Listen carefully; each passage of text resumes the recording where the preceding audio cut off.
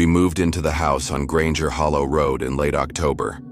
My wife, Sarah, had just gotten a teaching job in a rural school district, and the place was a steal. 4 bedrooms, a huge yard, a fireplace, and 10 acres of forest behind it. Too good to be true. It was. The realtor had told us it had been on the market for over 5 years. Bad location, she said. Too far from town. But the house itself was clean, structurally sound, and had this old charm that Sarah loved. Creaky floors, antique doors, stained glass windows. The first week was fine. Then the knocking started. It always came between 2 and 3 a.m. 3 knocks, always in sets of 3. At first we thought it was the wind, or old wood shifting with the cold. It was fall after all. But then we realized it wasn't random. The knocking moved. It would start at the front door, then the back, then the attic hatch in the hallway ceiling. Always 3 knocks, always after 2 a.m. I tried staying up one night with a flashlight, but by the time I got to the door, there was no one there. No footsteps, no wind, just silence. I even installed a camera outside. It never caught anything. The second week, Sarah started sleepwalking. She had no history of it, but I'd find her in the kitchen at 2:30 a.m., just standing by the window, eyes wide open, breathing slow. When I'd call her name, she'd slowly turn, smile faintly, and say, "They're almost here." She never remembered saying that. Then things escalated.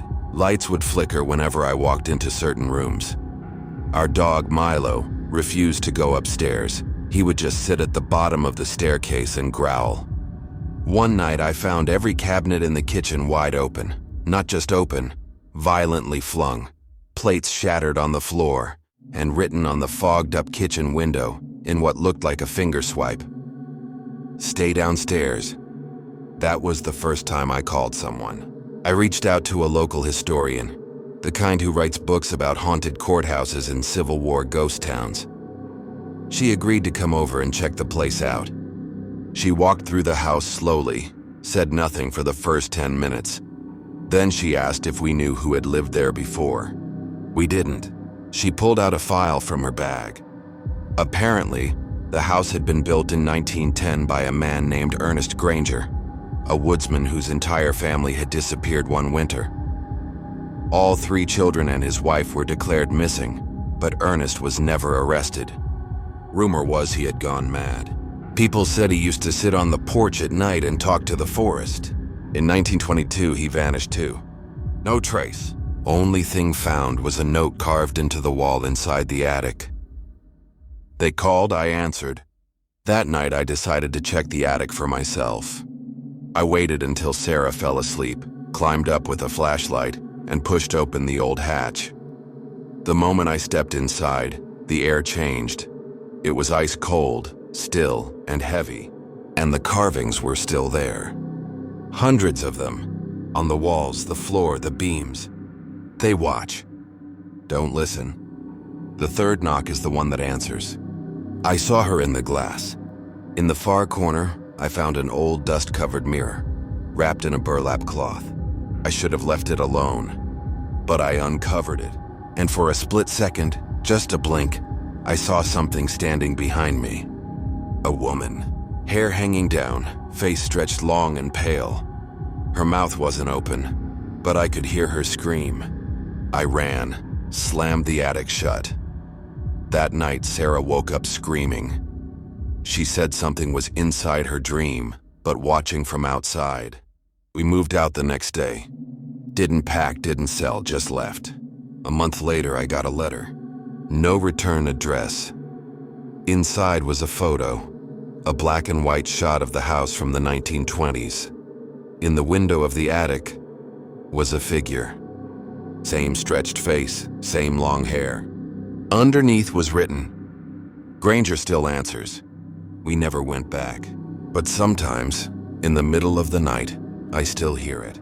3 knocks. My brother Mark was never the superstitious type. He was a combat veteran, logical to a fault, and didn't scare easily. So when he called me after nearly a year of silence, his voice shaking, and said, "It's the house, I can't be in it anymore," I knew it had to be serious. The house he was talking about was one he bought after leaving the military.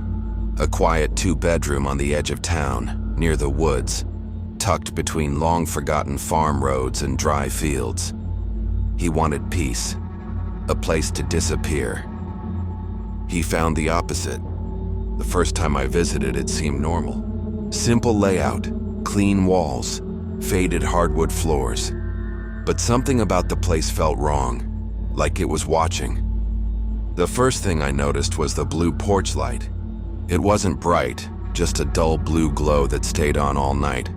I figured it was for nighttime visibility, but when I asked Mark, he just said, "It came with the house, I've never changed it." That was the first red flag. He told me things had been off since he moved in. Not loud, not violent, just wrong. At night, he'd hear footsteps on the porch, slow, deliberate, but no one was ever there.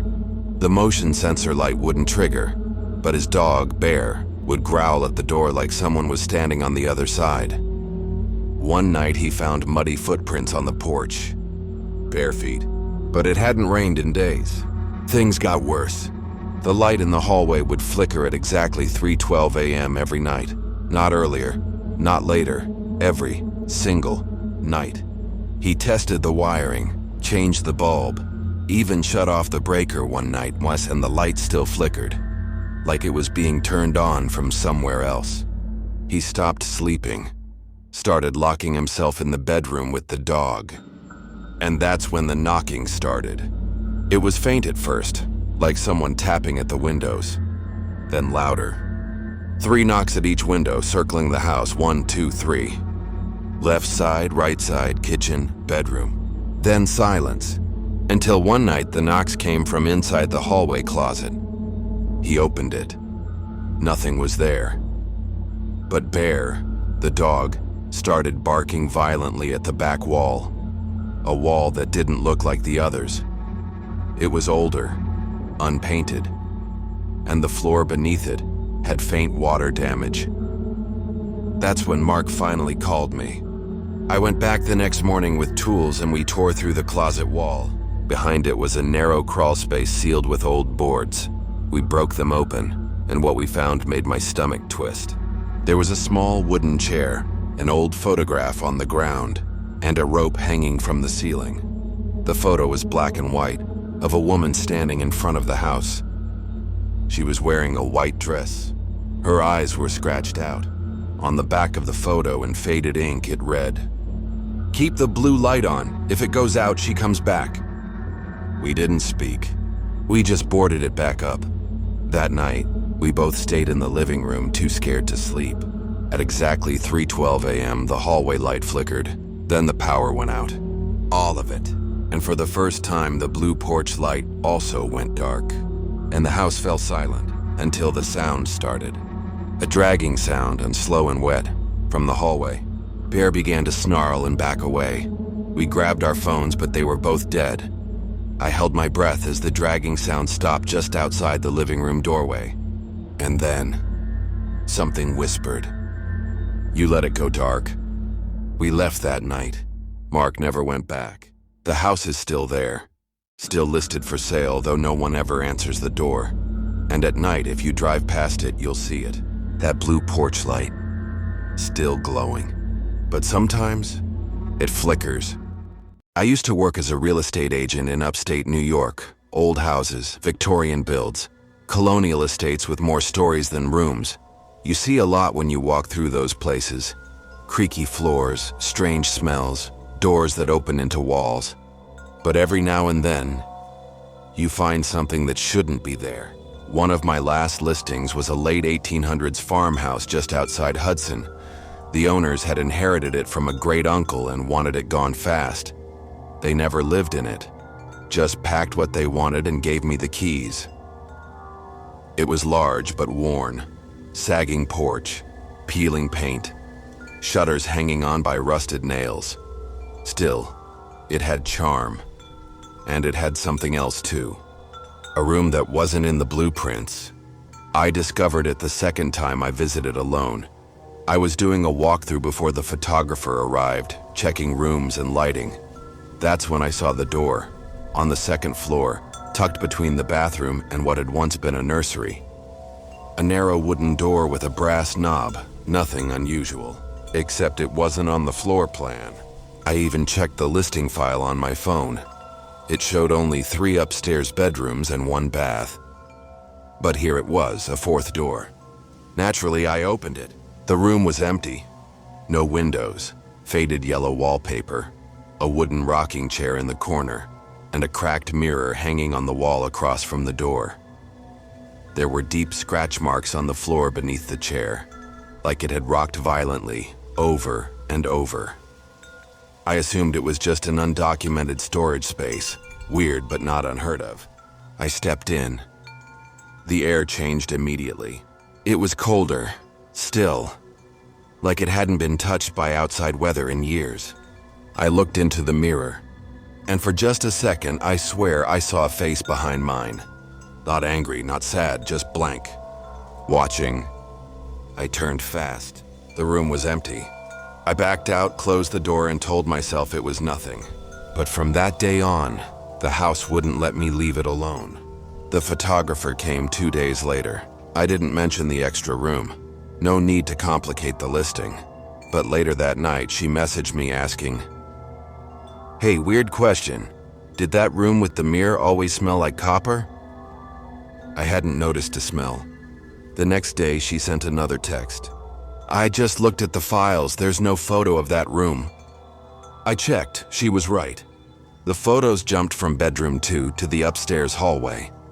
Room 3, the mystery room, wasn't in any of the files. I drove back that evening. The house was empty just like before. I walked up the stairs and turned on every light. Every door was open, except that one. The yellow room. The mirror room. This time I brought my phone. I opened the door and stepped inside. The mirror was still there, the rocking chair too. And something new. In the corner, written on the wall in chalk, "Close the door." I raised my phone to take a picture, but my screen went black. I tried again, the same thing. Then the mirror fogged over, from the inside. And this time I didn't see a face behind me. I saw my own, but it didn't move when I did. It just stared. I slammed the door and left. But the story doesn't end there. A few weeks later, the listing went live. The house sold fast. A couple from Long Island who planned to renovate it into a bed and breakfast. I warned them to double-check the layout, that there was an extra room not marked on the blueprints. They laughed it off. They moved in the following month. 2 weeks later, I got a call from the wife. Her voice was shaking. She said, "We can't find it." I asked what she meant. She said they'd gone up and down the hallway, pushed on every wall, opened every door, but the yellow room was gone. There was just blank wall between the bathroom and the nursery. She thought they were going crazy, but then she added one more thing. Their daughter had started talking in her sleep, saying, "The man in the mirror misses you." If you made it this far, thank you for spending your night with us. If these stories gave you chills, there's plenty more waiting. Don't forget to subscribe to Night Fear Stories for new terrifying tales every single night. Sleep well, if you can.